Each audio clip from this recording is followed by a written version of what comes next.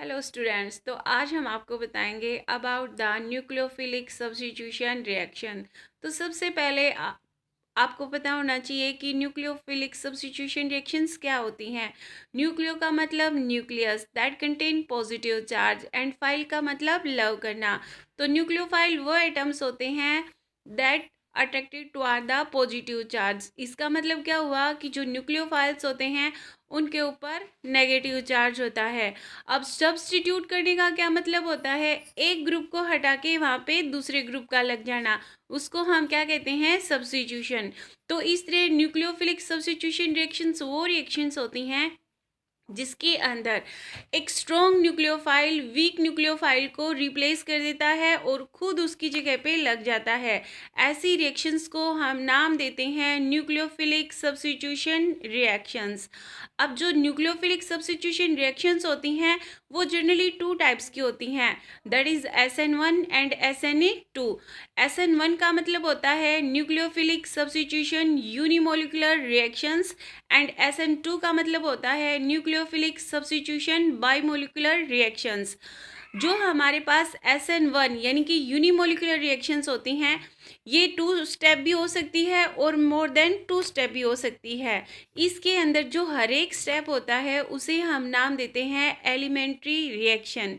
इसका जो सबसे फर्स्ट स्टेप होता है वो हमारे पास होता है फॉर्मेशन ऑफ कार्बोकेटायंस, यानी कि जब भी हमारा न्यूक्लियोफाइल यहाँ से जाता है तो हमारे कार्बन के पास पॉजिटिव चार्ज रहता है। क्यों? क्योंकि जो न्यूक्लियोफाइल होते हैं वो नेगेटिव चार्ज को अपने साथ लेके रिप्लेस होते हैं। तो यहाँ पे हमारे पास जो फर्स्ट स्टेप होता है that is formation of carbocation. अब इसमें हमारे पास इट में बी 2 स्टेप रिएक्शन और मोर देन 2 स्टेप रिएक्शंस। जो हमारे पास स्लोएस्ट स्टेप होता है that is known as the rate determining step of the reactions. इस रिएक्शन में जहाँ से न्यूक्लियोफाइल जाता है उधर से ही इनकमिंग न्यूक्लियोफाइल अटैक करता है।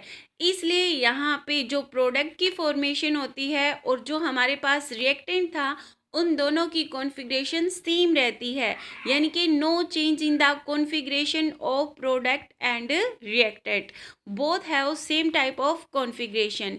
बट हमारे पास जो SN2 टाइप की रिएक्शंस होती हैं जिन्हें हम नाम देते हैं सब्स्टिट्यूशन बाइमोलिकुलर रिएक्शंस, इन रिएक्शंस में ये 1 स्टेप रिएक्शन होती हैं, यानी कि इन्हें हम नाम देते हैं दिस टेक्स प्लेस कॉन्सिक्वेंटली। ये हमेशा एलिमेंट्री रिएक्शंस होती हैं।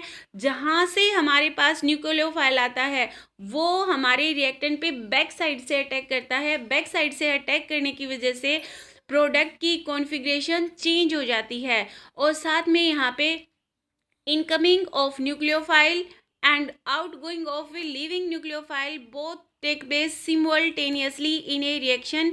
इसकी वजह से न्यूक्लियोफाइल है वो बैक साइड से अटैक करता है, बैक साइड से अटैक करता है जिसकी वजह से हमारा जो प्रोडक्ट बनता है उसकी कॉन्फ़िगरेशन चेंज हो जाती है।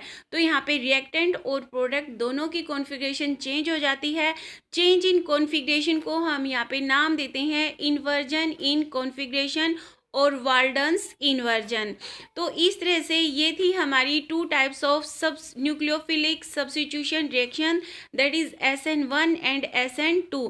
अब हम इनकी ऑर्डर ऑफ रिएक्टिविटी की बात करते हैं। तो बच्चों आप सबको पता है जो टर्शरी कार्बोकेटायन होता है वो मोस्ट स्टेबल कार्बोकेटायन होता है।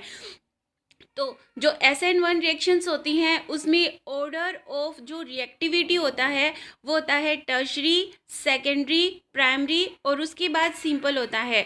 जबकि जो हमारी SN2 टाइप की रिएक्शंस होती हैं वहाँ पे जो ऑर्डर ऑफ रिएक्टिविटी होता है वो होता है सिंपल, प्राइमरी एंड सेकेंडरी। जो टर्शरी होती है हमारे पास न्यूक्लियोफिलिक उस पे ये अप्लीकेबल नहीं होता है क्योंकि वहाँ पे स्टेरिक हिंड्रेंस होता है। हमारा जो इनकमिंग न्यूक्लियोफाइल होता है वो स्टेरिक हिंड्रेंस की वजह से प्रॉपरली अपना वर्क नहीं कर पाता या फिर अटैक